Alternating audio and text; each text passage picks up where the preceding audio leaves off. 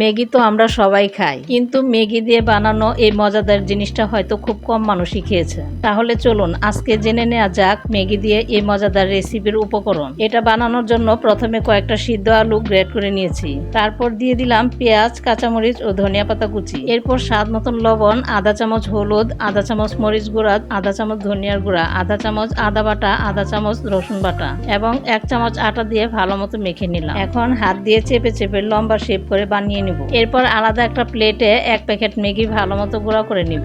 Maggi গুঁড়া করে নেওয়ার পর একটা ব্যাটার বানিয়ে নিব, তাহলে ম্যাগির পকোড়াটা খেতে আরো বেশি ভালো লাগবে। তার জন্য এখানে 2 চামচ আটা, 1 চামচ মরিচ গুঁড়া, অল্প লবণ ও অল্প অল্প পানি দিয়ে মোটামুটি ঘন একটা ব্যাটার বানিয়ে নিব।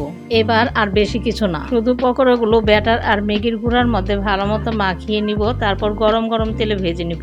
ততক্ষণে আপনাদের উদ্দেশ্যে বলি, ভিডিও ভালো লাগলে একটা লাইক করে দিবেন এবং চ্যানেলটি সাবস্ক্রাইব করতে ভুলবেন না। আপনাদের একটা লাইক ও সাবস্ক্রাইব আমাদের অনেক অনুপ্রেরণা দেয়, তাই সবাই ঝটপট সাবস্ক্রাইব করে ফেলুন। তো এখন অল্প আছে পকোড়াগুলো লাল লাল করে ভেজে নিব, তাহলেই তৈরি হয়ে যাবে আমাদের মজাদার ম্যাগি ও আলুর পকোড়া। দেখুন কতটা সুন্দর দেখাচ্ছে আর গ্রান্টও চমৎকার আসছে। তো এবার সবগুলো পকোড়া ভেজে নিয়ে পরিবেশন করা যাক। দেখতে তো মাশাআল্লাহ দারুণ লাগছে। উপরের অংশটা মুচমুচে আর ভেতরের অংশটা নরম, মুখে দিতে আলাদা স্বাদের সাক্ষী হবেন।